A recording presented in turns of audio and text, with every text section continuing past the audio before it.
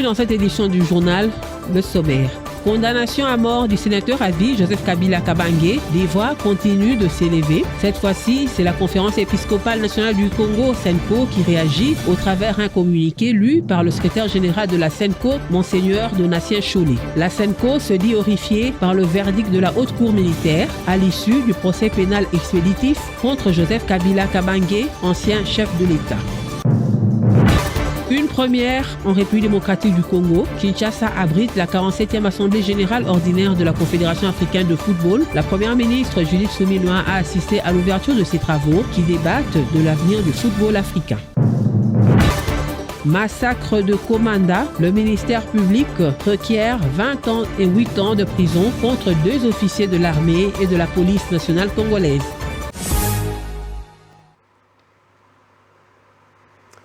Merci de nous faire confiance pour vous informer. Bienvenue à tous. La condamnation de Joseph Kabila, ancien chef de l'État et sénateur à vie, continue à faire réagir plusieurs personnalités ainsi que plusieurs organisations dans le monde et plus particulièrement au cœur du pays. Ce lundi 6 octobre, c'était le tour de la conférence épiscopale nationale du Congo de se prononcer sur cette question. La SENCO a donc exprimé son désaccord face à cette condamnation de l'ancien président de la République et rappelle que la justice ne doit pas être instrumentalisée à des fins politiques car cela risque d'attisser davantage les tensions et compromettre la paix nationale. Je vous invite donc à ce propos de suivre le secrétaire général de la SENCO, Monseigneur Donatien Chollet, qui lut le communiqué quant à ceci. Nous sommes horrifiés par le verdict de la haute cour militaire de Kinshasa à l'issue du procès pénal expéditif engagé contre le président honoraire Joseph Kabila, le condamnant à la peine de mort. Fidèle à la mission de l'Église catholique, qui, en raison de sa charge et de sa compétence, ne se confond d'aucune manière avec une communauté politique et n'est lié à aucun système politique, est à la fois le signe et la sauvegarde du caractère transcendant de la personne humaine. Considérant l'inquiétude suscitée par l'arrêt de la Cour militaire et l'impérieuse nécessité de renforcer la cohésion nationale, nous réitérons notre appel aux acteurs épris d'amour et de paix pour la RD Congo et impliqués dans la résolution de ces multiples crises à chercher des solutions politiques. Nous réitérons notre exhortation aux gouvernants de notre pays, à l'opposition armée et non armée, aux membres de la société civile et à tout le peuple congolais à s'engager fermement dans la lutte contre les différents facteurs qui alimentent les conflits et qui font le lit de la culture de la mort et du grand risque de la balkanisation de notre pays. Situation sécuritaire dans l'est du pays, le ministère public a requis des lourdes peines contre 2 officiers poursuivis dans le dossier du massacre de Komanda survenu dans la nuit du 26 au 27 juillet passé 2025, faisant plus de 39 morts parmi les civils. Et lors de l'audience de ce lundi 6 octobre devant la cour militaire opérationnelle de l'Ituri, l'auditeur militaire supérieur, le colonel Joseph Makelele, a demandé à la cour de condamner le colonel Guéré Kengu à 20 ans de servitude pénale principale et le commissaire supérieur adjoint Kangamina Chabela Noël à 8 ans, tout en sollicitant plutôt leur exclusion définitive de l'armée et de la police. Le ministère public reproche au colonel Guéré d'avoir failli à son devoir de commandement en n'ayant ni anticipé ni réagi efficacement lors de l'attaque. L'auditeur militaire a évoqué une négligence des 2 officiers, affirmant que le colonel Guéré n'est descendu sur le terrain qu'au petit matin, alors que son supérieur en mission à Bunia rentrait à Komanda. Et concernant la vente des munitions, l'auditeur a toutefois reconnu que cette infraction n'était pas établie. Face à ces accusations, la défense du colonel Guéré a rejeté toute responsabilité, estimant que la consigne d'une patrouille n'existait pas à cette période. Même son de cloche du côté de la défense du commissaire supérieur adjoint Kangami Nachabela Noël, qui a demandé son acquittement, affirmant qu'il n'avait violé aucune consigne. Voilà donc pour ce procès. Et en dernier lieu, les deux prévenus ont pris la parole pour clamer leur innocence. Parlons à présent de ce rapport de l'ONU sur la RDC. Eh bien, vous l'avez certainement appris, le secrétaire général de l'ONU, Antonio Guterres, a de nouveau mis en cause l'AFC M23 dans son dernier rapport publié le 2 octobre dernier sur la situation sécuritaire en RDC. Il a rassuré que ces 3 derniers mois, le M23 soutenu par l'armée rwandaise a poursuivi son expansion dans les territoires de Walikale et de Masisi au nord Kivu et a recensé 1154 violations et atteintes aux droits humains. Pour le professeur Alexis Mbikaï, ces violations ne mettent pas fin au processus de paix engagé aussi longtemps que les échanges continuent à Doha. Il affirme tout de même que ce n'est pas nécessairement la rencontre entre le président de la République et les autorités de l'AFC qui peut être la condition sine qua non du retour de la paix durable dans l'Est. Il a été joint au téléphone par Jean-Émile Senga. Suivez. Le rapport du secrétaire général des Nations Unies fait état des violations massives des droits humains sur le terrain occupé par l'AFC M23.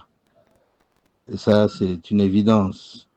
Mais cela ne signifie pas que ces violations mettent fin au processus qui est engagé. C'est un processus qui a des étapes avec un calendrier bien défini. Et en outre, les échanges à Doha continuent. Et c'est à ce niveau que le gouvernement essaye de discuter avec les responsables de l'AFC M23 pour arriver à trouver un compromis. Ce n'est pas nécessairement la rencontre entre les chefs de l'État et ces autorités qui peuvent être la condition sine qua non, d'autant plus que cela se déroule sous les auspices des États-Unis. Donc, nous restons optimistes quant à l'aboutissement heureux de tous ces contacts qui doivent finalement aboutir à une paix durable, pour autant que les acteurs en présence montrent leur bonne foi.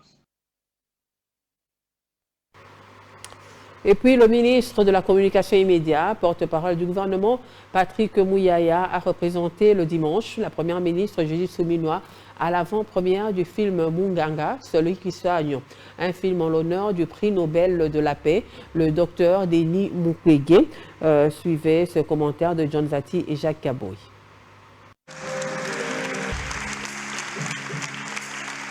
Le docteur Denis Mukwege, immortalisé à travers ce film. Patrick Mouyaya, ministre de la Communication et Médias, représente la première ministre Judith Suminwa à l'avant-première de ce film au Centre culturel et artistique des pays d'Afrique centrale à Kinshasa.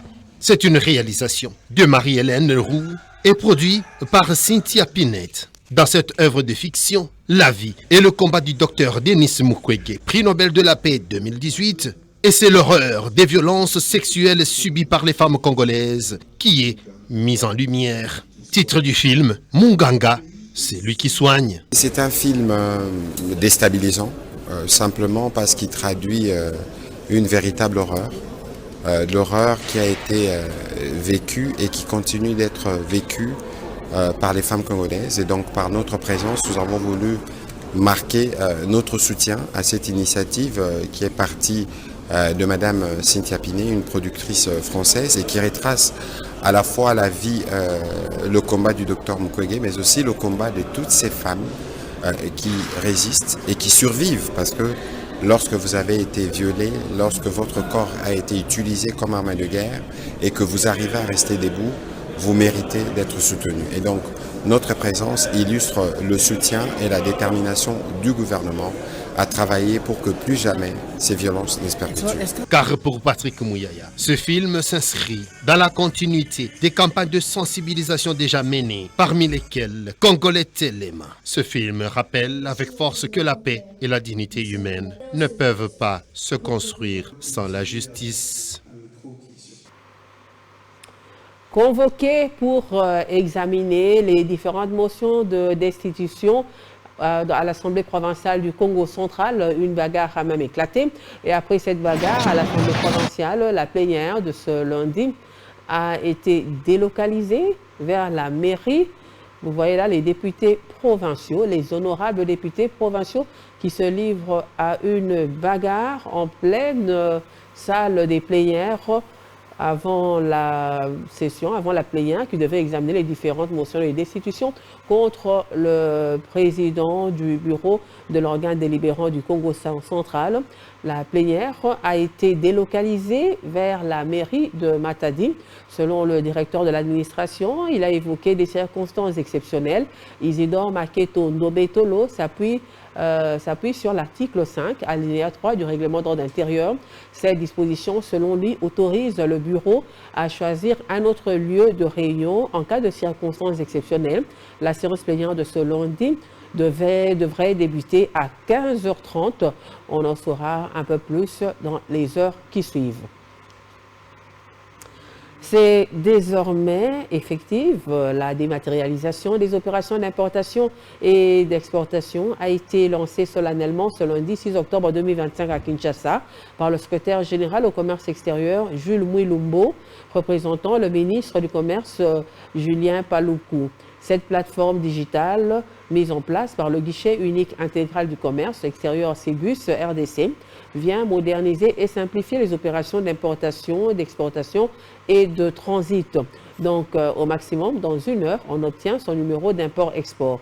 Obed Kambali nous en parle. C'est désormais effective. La dématérialisation des opérations d'importation et d'exportation a été lancée solennellement ce lundi 6 octobre 2025 à Kinshasa par le secrétaire général du commerce extérieur Gilles Mulumbu, représentant le ministre du commerce extérieur Julien Paluku Kaundia, et chez la présence des experts du guichet unique intégral du commerce extérieur CGCRDC, des délégués de la direction générale des recettes administratives, judiciaires, domaniales et de participation des GIRAD et du secrétariat général du commerce extérieur, ainsi que ceux de la Fédération des entreprises du Congo FEC. Une démonstration pour faire la demande ou renouveler le numéro import et export et suivre en temps réel le niveau du traitement de chaque dossier sur cette plateforme digitale mise en place par le guichet unique intégral du commerce extérieur Ségus RDC au profit du secrétariat général du commerce extérieur pour moderniser et simplifier les opérations d'importation et d'exportation a été faite à cette occasion par Fils Nzamitere, responsable du centre de Kinshasa au Ségus RDC. Grâce à cette plateforme digitale, désormais, les formulaires se remplissent en ligne avec des documents joints pour ainsi obtenir son numéro d'import et export dans 1 heure maximum, car elle vient réduire significativement les délais et les coûts des procédures, améliorer la transparence et la traçabilité pour lutter efficacement contre l'écoulage de recettes publiques, a fait entendre le secrétaire général du commerce extérieur, Gilles Mulumbu. Alors que vous soyez aux États-Unis, en France, ici en RD Congo, en Zambie, à Singapour, ce sont les mêmes procédures qui s'appliquent quand il s'agit de faire une opération d'importation, d'exportation ou même dans le cas de transit. Ce qui nous manquait encore, c'était de disposer d'un point unique d'entrée où tous les documents sont soumis. Et pour le cas d'espèce, il s'agit des Ségus qui jouent ce rôle. Évidemment, avec le concours de son excellence spécial du ministre du Commerce extérieur, M. Julien Paluku, a procédé ce jour au lancement solennel de la dématérialisation. Des formations sur le renforcement des capacités des agents de l'administration et des opérateurs économiques dans la province seront lancées sous peu par le guichet unique intégral du commerce extérieur Ségus RDC. Faut-il insérer l'intelligence artificielle dans le système éducatif congolais? Cette question se pose de plus en plus alors que l'intelligence artificielle gagne du terrain et que son usage devient quasiment incontournable dans plusieurs domaines. Mais seulement le risque évoqué par les enseignants ou les élèves, c'est la paresse et la tricherie pendant l'apprentissage que cela peut engendrer. C'est un dossier préparé par Patrick Ngou. D'après toi, qu'est-ce qui est mieux, la santé ou la paix mentale? Si t'as de l'argent, ton esprit sera tranquille, hein. Rien de réel sur cette vidéo qui pourtant présente des images nettes jusqu'à pousser les plus naïfs à y croire. Les bébés qui parlent de cette façon n'existent pas dans la vie réelle, mais seulement à travers l'intelligence artificielle qui vient faire changer complètement la perception du monde, même dans les domaines de l'éducation. Je suis enfin au Cameroun, j'ai pris bricolaire business class. À l'Institut Notre-Dame de Fatima, les élèves sont conscients des méfaits de l'IA. C'est très mauvais. Les enfants n'arrivent plus à travailler. Beaucoup d'élèves ces derniers temps ne travaillent pas. Dans les interrogations, c'est toujours tricher. Ce qui baisse aussi l'intelligence et la réflexion aussi. Tu peux te poser une question difficile, tu ne connais pas. Tu demandes et puis ça te répond, tu retiens à la tête. Mais le mal est que les gens utilisent ça au sens contraire. ChatGPT, c'est l'outil de l'IA auquel certains élèves malins recourent pour résoudre les devoirs et même les interrogations en classe. Pour cet enseignant en informatique, la situation est très complexe à gérer. Sincèrement, c'est très compliqué. C'est un élément que nous sommes en train d'analyser. Les élèves malins, les téléphones n'entrent pas en classe. À un certain moment, comme c'est les sacs, on ne peut pas fouiller tout le monde les sacs à tout moment. Ils amènent ça dans les sacs, il y a une interrogation qui est donnée et lui utilise le chat GPT par exemple. Il a les réponses. Selon lui, il est grand temps que les autorités se penchent sur la régulation. Actuellement, nous avons un ministère de numérisation. En collaboration avec le ministère de l'Éducation nationale, ils peuvent voir comment est-ce qu'on peut utiliser l'IA à l'école. Début septembre dernier, Raissa Malou, ministre d'État à l'Éducation nationale, lançait la campagne nationale de sensibilisation à l'usage éthique et responsable de l'intelligence artificielle et avait souligné que le plan quinquennal 2024-2029 a intégré l'IA comme levier stratégique pour moderniser l'enseignement, personnaliser l'apprentissage et optimiser la gouvernance du système éducatif. Cependant, la vitesse avec laquelle les choses avancent impose à la RDC de suivre le tempo au risque de subir les conséquences dans l'avenir. L'avenir, c'est l'IA. Formons-nous aujourd'hui pour ne pas être à la traîne. Et dans l'actualité, c'est aussi la 47e Assemblée générale ordinaire de la Confédération africaine de football CAF qui se tient pour la première fois en République démocratique du Congo. La première ministre Judith Suminwa Tuluka a participé et a pris part à la cérémonie d'ouverture de ces assises qui tablent sur l'avenir du football dans le continent. Plus de détails dans ces reportages rendus par Déborah Mouzou. La capitale congolaise a vibré ce lundi au rythme du football africain en accueillant la 47e Assemblée générale ordinaire de la Confédération africaine de football CAF. C'est la première ministre Judith Suminwa Tuluka qui a représenté le chef de l'État Félix Tshisekedi et livré son discours devant les délégations venues de tout le continent et au-delà. Dans ce message solennel, le président de la République a salué l'honneur pour la RDC d'abriter un tel rendez-vous, qualifié de moment où bat le cœur du football africain et où se dessine son avenir. Félix Tshisekedi a également rendu hommage au leadership du président de la CAF, Patrice Motsepe, et exprimé sa reconnaissance à la FIFA et à son président, Gianni Infantino, pour leur soutien au développement du football africain, notamment en matière de gouvernance, d'infrastructure et de promotion du football féminin et de jeunes. En effet, la CAF met désormais un accent particulier sur le développement du football féminin, piloté par la Congolaise Bestine Kezadi, élue en mars dernier 5e vice-présidente de la CAF en charge de football féminin. Plaçant le ballon rond au-delà du simple cadre sportif, le chef de l'État a rappelé que le football constitue un puissant facteur de cohésion et un langage universel capable d'unir le peuple africain au-delà de frontières, des langues et des histoires. Il a également invité à observer un moment de recueillement en mémoire de victimes des violences dans l'est du pays, rappelant que même les sportifs ne sont pas épargnés par cette guerre d'agression. Dans l'actualité en dehors de nos frontières, c'est également l'actualité en France avec Sébastien Lecornu, Premier ministre, qui vient de démissionner de son poste. Il a remis sa lettre de démission au président Emmanuel Macron, qui l'a accepté. Un événement inédit qui plonge la France dans une profonde crise.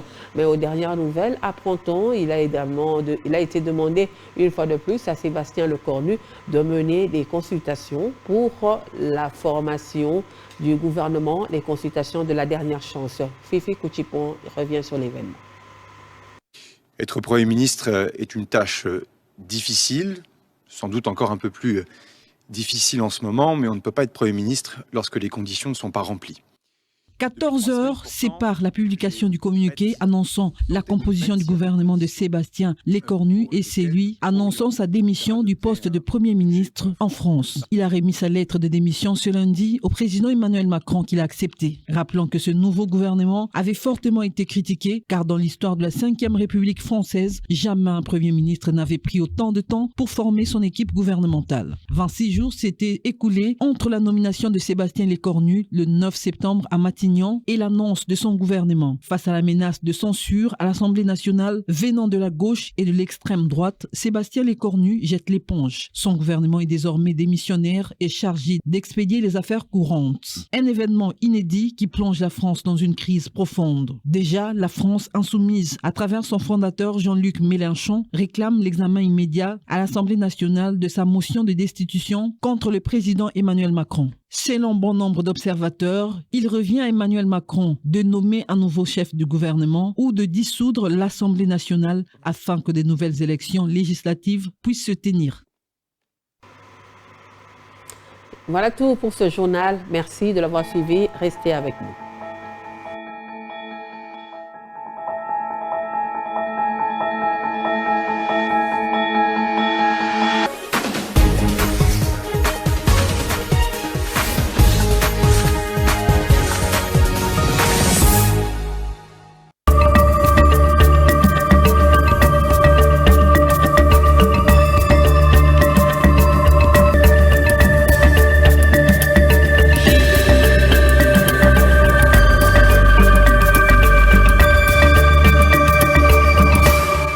Ravi de vous retrouver cette nouvelle semaine pour la revue de presse sur Digital Congo. Nous ouvrons cette revue de presse par le séjour à Mbuji-Mayi du chef de l'État Félix Tshisekedi. Pluie d'inauguration à Mbuji-Mayi, Tshisekedi a promis et a fait, titre Le Grand Débat. Le président de la République est arrivé dimanche à Mbuji-Mayi, chef-lieu du Kasaï oriental, dans le centre du pays, pour inaugurer une série d'ouvrages d'utilité publique dont l'université officielle de cette ville, rapporte l'hebdomadaire qui cite une source administrative. L'agenda du chef de l'État, ajoute le tabloïd, prévoit également la visite de certains chantiers en cours, à l'instar de la route Kalamba-Mbuji, dont il avait lancé les travaux en décembre dernier lors de son séjour à Mbuji-Mayi. En outre, Félix Tshisekedi devra marteler au cours de sa visite sur le processus de relance des travaux de la minière de Bakwanga-Miba, l'épidémie d'Ebola découverte récemment dans la localité de Boulapé, ainsi que la sécurité intérieure de la province. Alors rebondissons sur le même sujet, Africa News renchérit que l'inauguration de l'université officielle de Mbuji-Mayi est une grande réalisation du programme gouvernemental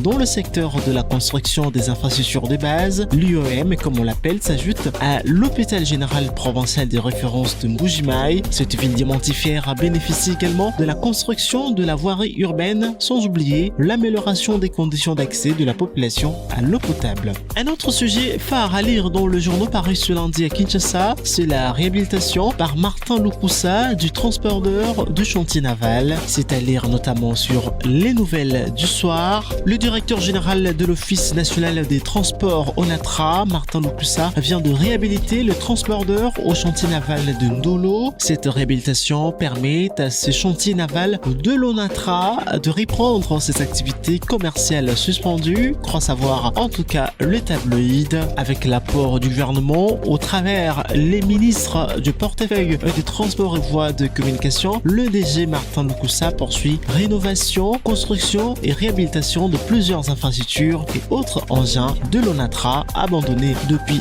des décennies par des mandataires véreux qui ont eu à gérer cette société publique, commentent les nouvelles du soir. Et puisqu'on parle économie, Chronique Éco rapporte que lors du dernier conseil de ministres tenu le vendredi 3 octobre à Kinshasa, le président de la République Félix Tshisekedi a durci le ton. Au nom de l'indépendance, le numéro 1 de tous les Congolais œuvre pour une souveraineté minière du pays. Ainsi, le chef de l'État a réaffirmé sa détermination à maintenir la rigueur dans la gestion du cobalt, pierre angulaire de la stratégie économique congolaise. La suspension des exportations, instaurée en mars 2025 pour assainir la chaîne d'approvisionnement, prendra donc fin le 15 octobre prochain. Mais loin d'un retour au statu quo, commente Chronique Éco, le chef de l'État annonce une nouvelle phase des régulations, c'est-à-dire dès le 16 octobre prochain, une politique des quotas encadrera durablement les exportations du précieux minerai, un virage stratégique pour protéger les intérêts nationaux. Ce sera tout pour cette revue de presse. Merci de votre attention. On se retrouve dans un prochain numéro.